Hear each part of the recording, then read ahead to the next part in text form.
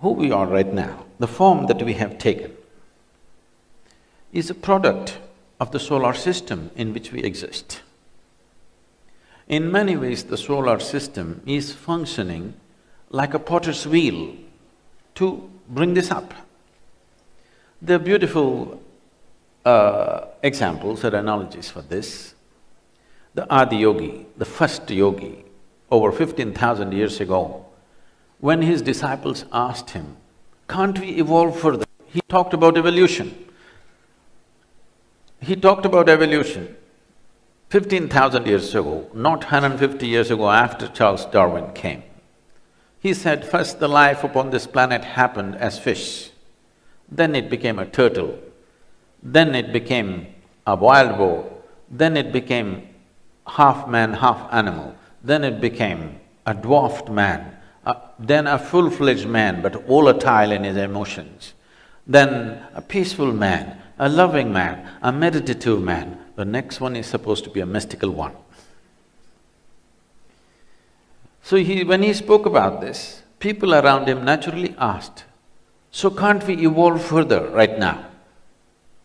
So he said, unless there are drastic changes in the solar system and the way it functions, you cannot physically evolve further, but you can evolve in your consciousness if you're willing. It's uncanny that in recent times, somebody was introducing themselves to me as a neuroscientist here. I don't know who it is. Okay. Neurologically, a lot of research has gone into this in the last 6 to 8 years, and the same question has come up. Can't we have a bigger brain than what you have right now? How many times you thought the men around you, couldn't they have a little bigger brain? To anybody around you, this question comes up.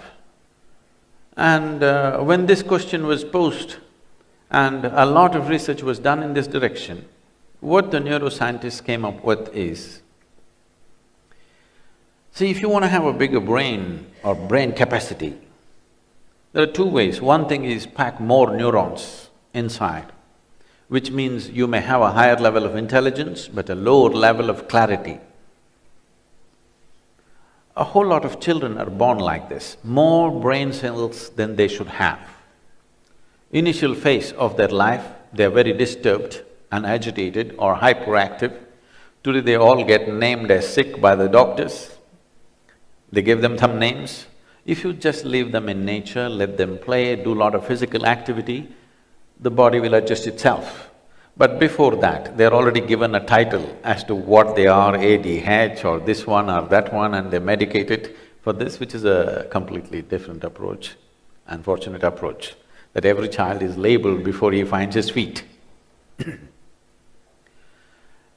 Or another way of increasing the brain capacity is to increase the size of the neuron. If you increase the size of the neuron, right now as you sit here in a restful state, 20% of your calories are burnt by your brain. Those of you who've been thinking about calories, you just have to think a little more. 20% of your energy is right now being consumed by your brain. It's such a small part compared to the rest of the body, but it is consuming 20% of the energy. It's a very high energy consuming part of your body. If you increase the size of the neuron, this physical body will not be capable of delivering the necessary energy that the brain will demand. So they said you cannot increase the brain capacity, but you can use it better. It's uncanny, after 15,000 years we say the same thing, and this is not because of neurological principles, this is because of physical laws in the universe.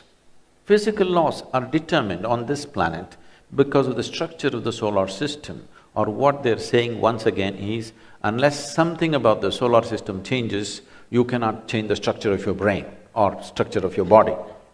So in that sense, the solar system has a serious role to play. At what speed it is spinning, how it is doing things, has a serious role to play in the way your body has shaped up, in the way your intelligence has shaped up, in the way the human being has evolved over a period of time.